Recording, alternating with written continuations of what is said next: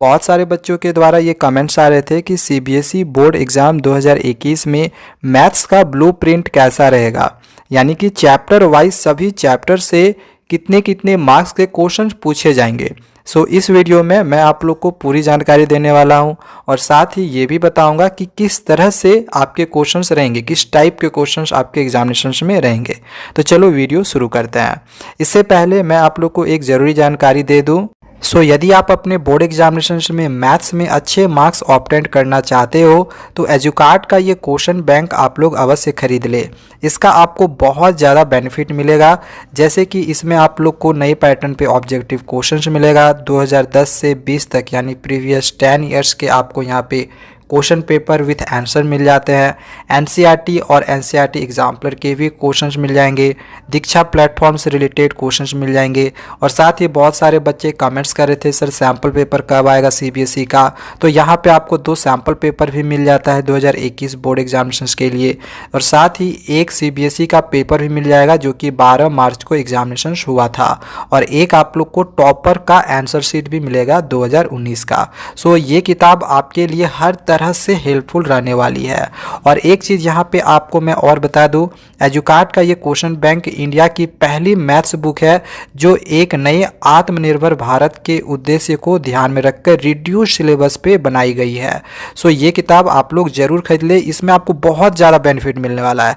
यहाँ पे आप देख सकते हो, यहाँ पे मैं आप लोग को दिखा दूँ, ये जो किताब है स्पेशली नए सिलेबस पे निकाली गई है, strict based on reduce syllabus. जो रिड्यूस सिलेबस है उस पर बेस्ड है। ये किताब आपके लिए हर तरह से बेनिफिट होगा। और यहाँ पे देखें तो इसमें आप लोग को माइंड मैप भी मिलते हैं। जितने भी चैप्टर्स है सभी चैप्टर से माइंड मैप मिलेंगे, जिससे कि आप चैप्टर्स को अच्छे से समझ भी सकते हो।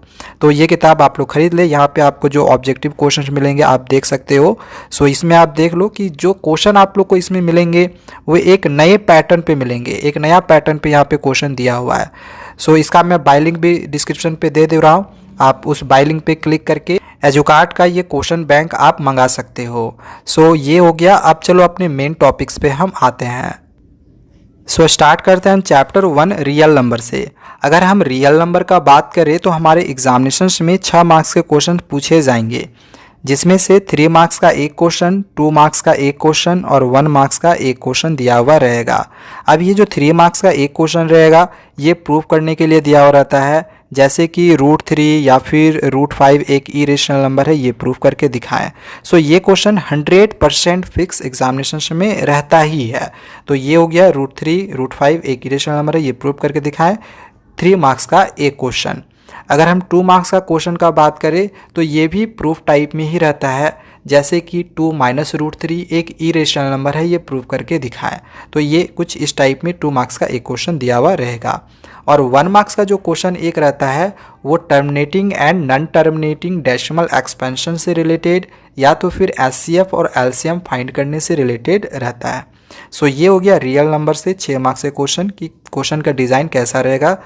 अब आगे आते हैं चैप्टर 2 पोलिनोमियल। अब ये जो पोलिनोमियल चैप्टर है ये अलजेब्रा से रिलेटेड है। अलजेब्रा से टोटल 20 मार्क्स का क्वेश्चन दिया हुआ रहेगा, जिसमें से पोलिनोमियल से 4 मार्क्स का क्वेश्चन रहेगा। आगे हम इस सब में भी आएंगे, ये भी अलजेब्रा से ही रिलेटेड है, ठीक है। पहले हम पोलिनोमियल के बारे में जान लेते हैं कि पोलिनोमियल का क्वेश्चन का डिज़ाइन कैसा रहेगा। अगर हम पोलिनोमियल का बात करें तो पहले 2021 एग्जामिनेशन से पहले 4 मार्क्स का एक क्वेश्चन फिक्स पूछा जाता था डिवीजन एल्गोरिथम ऑफ पोलिनोमियल से रिलेटेड, या तो फिर 3 मार्क्स का वहीं से पूछ देता था और 1 मार्क्स का एक क्वेश्चन आता था। लेकिन अब इसका पैटर्न में चेंजिंग होगा, क्योंकि जो डिवीजन एल्गोरिथम ऑफ जो पोलिनोमियल था वो वाला टॉपिक हटा दिया गया है हमारे 21 बोर्ड एग्जामिनेशन में। तो अब ये जीरोज एंड कोफिशिएंट से रिलेटेड क्वेश्चन रहेगा, 2-2 मार्क्स का इस तरह से क्वेश्चन रहेगा, ठीक है। 2 मार्क्स का एक क्वेश्चन और 2 मार्क्स का एक क्वेश्चन, या तो फिर 1 मार्क्स वाले 2 क्वेश्चन और 2 मार्क्स का एक क्वेश्चन। तो ये होगा क्वेश्चन का पैटर्न पोलिनोमियल से, ठीक है।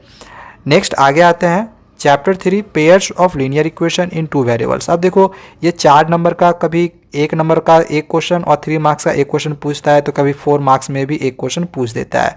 और इसमें से एक टॉपिक हटाया गया है हम लोग का बाय क्रॉस मल्टीप्लिकेशन मेथड, एक मेथड हटाया गया है बाय क्रॉस मल्टीप्लिकेशन मेथड। वो तो हमें पढ़ना है नहीं, अब इसमें से 3 मार्क्स का अगर क्वेश्चन आता है तो वो एक वर्ड प्रॉब्लम क्वेश्चन रहेगा, और 1 मार्क्स वाला जो क्वेश्चन रहेगा वो A1/A2 B1/B2 वो वाला जो रहता है कॉन्सेप्ट उससे रिलेटेड रहेगा, यूनिक सॉल्यूशन, कोइंसिडेंट वाला, ठीक है, नो सॉल्यूशन, कंसिस्टेंट, इनकंसिस्टेंट, ये सब दिखाने से रिलेटेड। सो ये ऑब्जेक्टिव में रहेगा या फिर MCQ में रहेगा, ठीक है। तो ये हो गया chapter 3 pair of linear equation in 2 variable से 4 मार्क्स के क्वेश्चंस का डिवीजन। अगर हम नेक्स्ट चैप्टर का बात करें क्वाड्रेटिक इक्वेशन, तो ये भी अलजेब्रा से ही रिलेटेड है, इसमें से 5 मार्क्स का क्वेश्चन रहेगा। अब पहले इसमें से एक वर्ड प्रॉब्लम बेस्ड क्वेश्चन रहता था, लेकिन वो तो अब 21 बोर्ड एग्जामिनेशन से हटा दिया गया है। सो इसमें आपके लिए सबसे मोस्ट इम्पॉर्टेंट है वो जो रियल रूट्स वाला जो क्वेश्चन रहेगा, ठीक है। डी अगर ग्रेटर देन है 0 से रिलेट, या फिर डी इज इक्वल टू है, या फिर डी इज लेस देन 0 है, तो क्या होगा। तो ये नेचर ऑफ जो नेचर ऑफ द रूट्स जो एक टॉपिक आप लोग का होगा क्वाड्रेटिक इक्वेशन में, वो मोस्ट इम्पॉर्टेंट टॉपिक है इस चैप्टर का, तो उसको आप अच्छे से ज़रूर कर ले प्रिपरेशन। नेक्स्ट आगे आते हैं अर्थमेटिक प्रोग्रेशन में। इसमें अब सम वाला जो वर्ड प्रॉब्लम बेस्ड क्वेश्चन है उसको हटा दिया गया है, और उससे रिलेटेड हमारे एग्जामिनेशंस में पहले भी क्वेश्चंस नहीं आते थे और आगे भी अभी नहीं आएंगे 21 बोर्ड एग्जामिनेशंस में, ठीक है।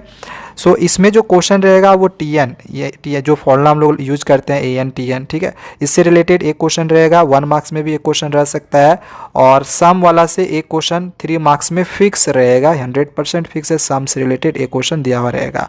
अब अर्थमेटिक प्रोग्रेशन में जो क्वेश्चन रहेगा वो अंडरस्टैंडिंग टाइप में भी रह सकता है, मतलब आपको ऐसा क्वेश्चन देखने को मिलेगा जो इससे पहले आपने कभी देखा नहीं होगा।